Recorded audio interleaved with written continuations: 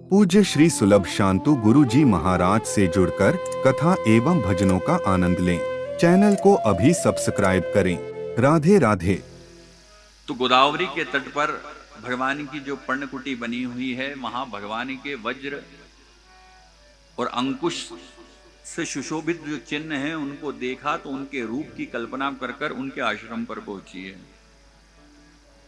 अनेक कारण है क्यों पहुंची है, लेकिन अंतिम कारण यह है कि निशाचरों के विनाश की लीला प्रारंभ होने वाली है, इसलिए काल के वश होकर वहां पहुंची।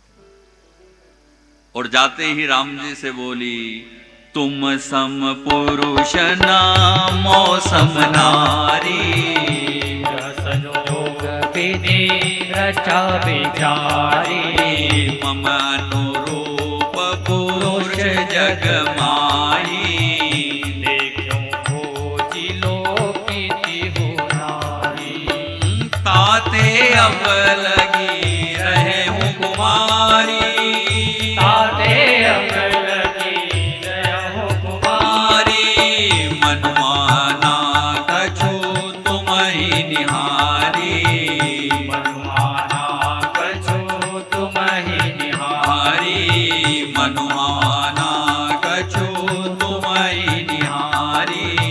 मनुमाना कछु तुम ही निहारी। यहाँ पहुंची है और भगवान से कहती है, इस धरती पर, धरती क्या तीन लोक में तुम्हारे समान न कोई पुरुष है न मेरे समान कोई नारी है। तुम भी अद्वितीय हो और मैं भी अद्वितीय हूं सुंदरता में, इसलिए विधाता ने बड़े विचार कर ये योग या संयोग बनाया है। मैंने पूरी दुनिया खोज डाली,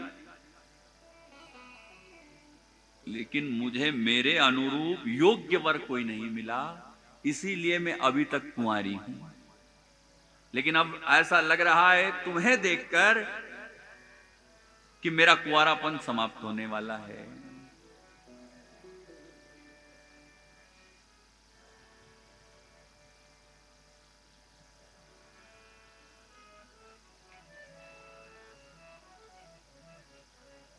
यहां एक विशेष बात और कहती है, क्या?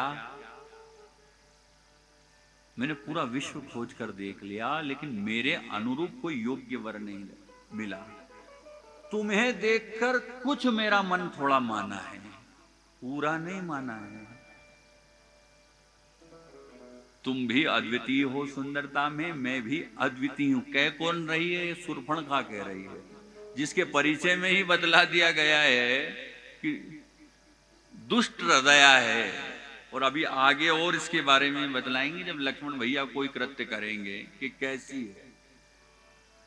जब यह सब कहा तो राम जी ने बोला, सीता ही चिताई कहीं, कहे प्रभु बाता, आहे कुम्हार, मोर लघु भ्राता। जब यह सब वचन शूर्पणखा ने कहे तो राम जी ने जब उत्तर दिया, सीता चितई कहीं प्रभु बाता, उसकी ओर तो दृष्टि भी नहीं की।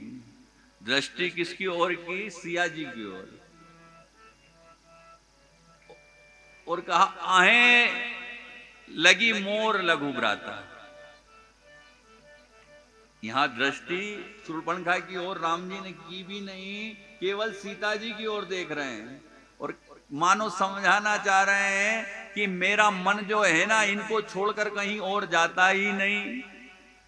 हाँ, आहे मोर लघु भ्राता, ये जो लक्ष्मण है ना, ये कुंवारे हैं। मैं तो पातिव्रत्य धर्म का पालन करने वाला हूं। मेरे जीवन में एक स्त्री का नियम है,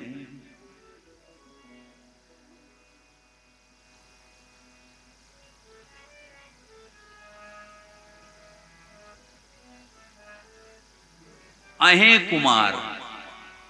कुमार जो है, कुमार का जो अर्थ होता है जो सुंदर दिखने वाला होता है। तो मेरा भाई मुझसे भी सुंदर दिखने वाला है। राजकुलों में 12 संवत बीतने के बाद 12 वर्ष के बाद कुमार की पदवी दी जाती है। अभी लक्ष्मण भैया ऐसे ही हैं 12 संवत 12 वर्ष के युवा की तरह, इसलिए कहा अहे कुमार मोर लगे भ्राता। वो सीधी लक्ष्मण जी के पास पहुंची। लक्ष्मण भैया ने कहा वो अवध के राजा हैं, वो जो कुछ करे ना उनको शोभा प्राप्त होती है, हम तो उनके दास हैं, हम तो उनके सेवक हैं। तुम विवाह करना चाहती हो, मैं दास हूं, मैं सेवक हूं, और सेवक को अपना पूरा समय स्वामी को देना पड़ता है। तुम विवाह से सुख चाहती हो, सुख मिलेगा नहीं, क्योंकि मेरा तो समय राम जी की सेवा में जाता है। स्वामी जो करे वो सब कुछ ठीक है। वो राम जी के पास पहुंच गई। राम जी ने कहा नो ओनली वन।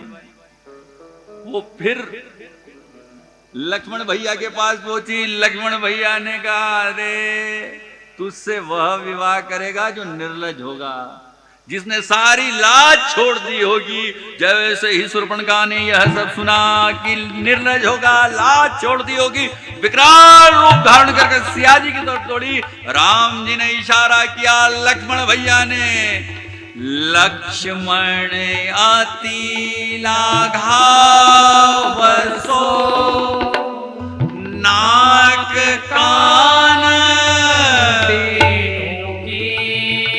ताके कर रावण मनो चुनौती। लक्ष्मण भैया ने तुरंत नाक कान भंजन कर दिया शूर्पणखा, मानो रावण को शूर्पणखा के बहाने चुनौती दे डाली।